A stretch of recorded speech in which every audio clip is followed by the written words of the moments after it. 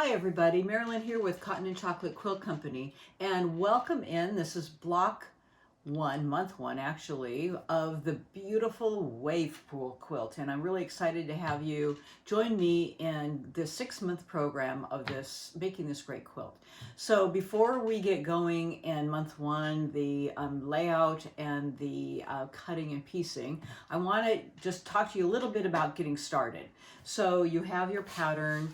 And what I love to do is put mine in a notebook. I find it easier to follow along, and, keep track of what I'm doing. And so I put my, pattern in this notebook, and I can keep notes, and I put it in, these sheets. And so anyways, I like doing that. It might help you also get organized, okay?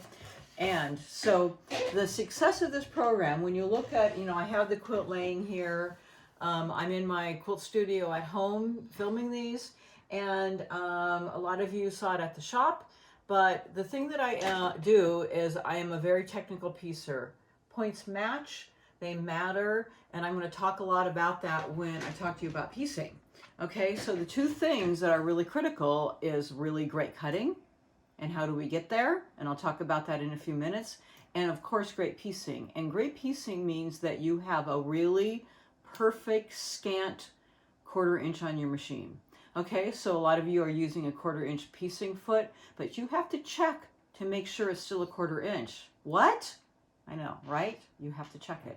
So before we start, clean your machine, put in a fresh needle. It's the start of after every 8 hours, right?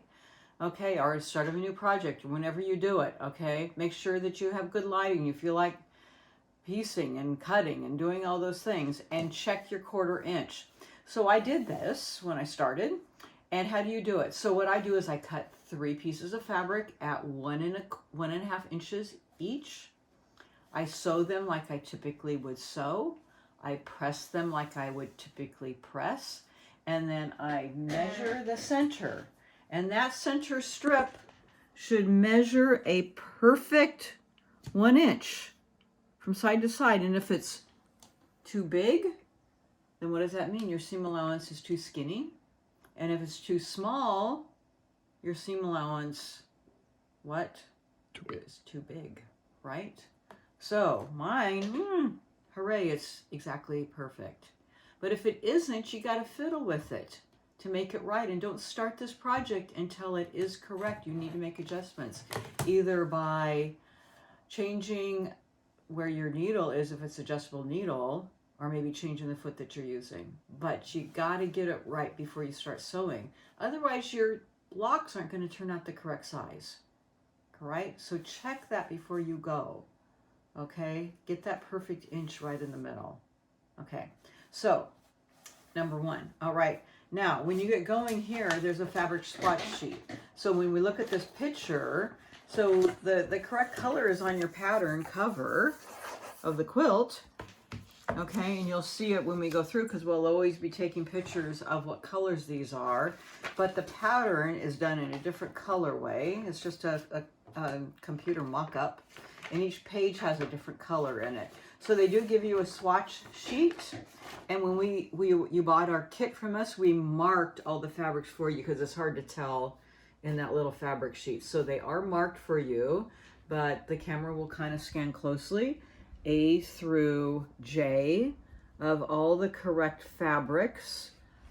Don't use the wrong fabrics. You'll be unhappy. And then the binding is marked binding, so just put that away. And of course the background is obvious, and I love it because this background is actually a pure white batik.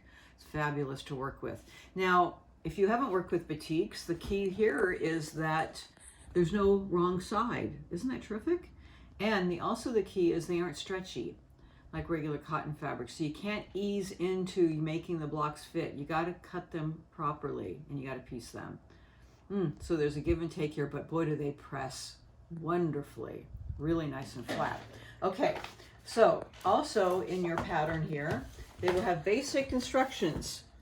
How to make half square triangles, square in a square, stitch and flip corners, flying geese, and what else? I think all hourglass units, all of that. All right, I am going to go through that in great detail, and I change the game. I do, because I make some of these things different. Some of them I make bigger, and then I cut them down to size. And why do I do that? Because I want the blocks to turn out perfect. So I do introduce a few rulers that I love to use as we walk through some of these blocks. I use Deb Tucker's wing clipper for flying geese.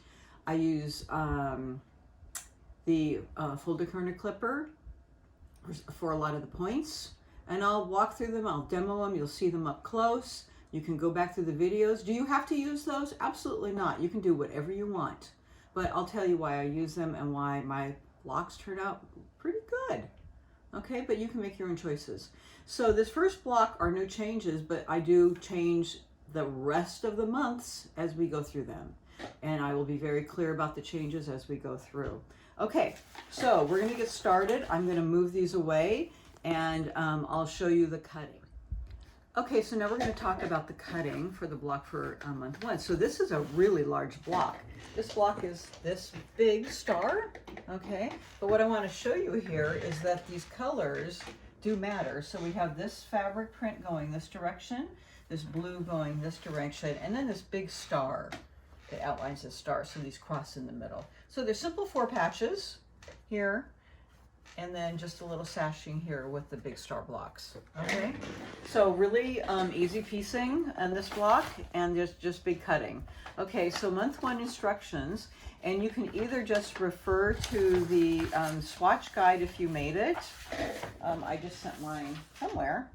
Well, I don't know where I set it, but anyways, you can also redo and put a little swatch against these colors, which I do because it just makes it a little easier for me to refer to what colors I'm using.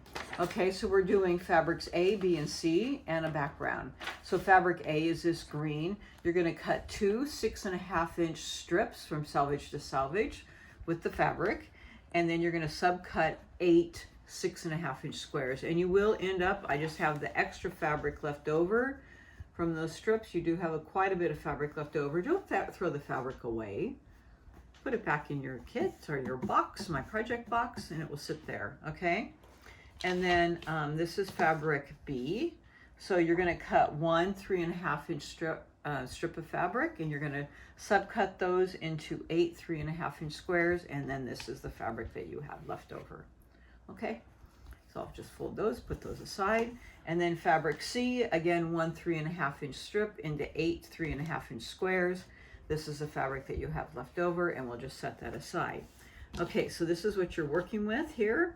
And then you have your background strips. You need 2 6.5-inch strips, and you need to cut those. You're gonna subcut these into some larger pieces. So what I did is I laid my 2 6.5 strips on top of each other, and I just happened to have a 6.5 by 12.5-inch ruler. So aside from the selvage that I cut off, I laid this on top, cut out my 12.5-inch strip, or you can have a longer ruler, cut out 12.5 inches, and then the rest of that you'll have a subcut a 3.5-inch piece. So I just move this over, cut 3.5 inches out of that, and the rest of this is what you have left over. You won't use the rest of that, just set that aside. Okay, so that's what you need to do. Out of the strips, you have a 12.5-inch and a 3.5-inch subcut out of those long strips. Okay, and you'll end up with 4 each of those. So that's your background pieces. And then you need 1 3.5-inch strip of white, and you'll subcut 8 3.5-inch squares, and then you'll have the rest of that left over. And I take all of these leftovers and put them in my project bin with matching fabric, and just keep those in case I need those for later. Okay, so I'll see you back in video 2 for all of the piecing.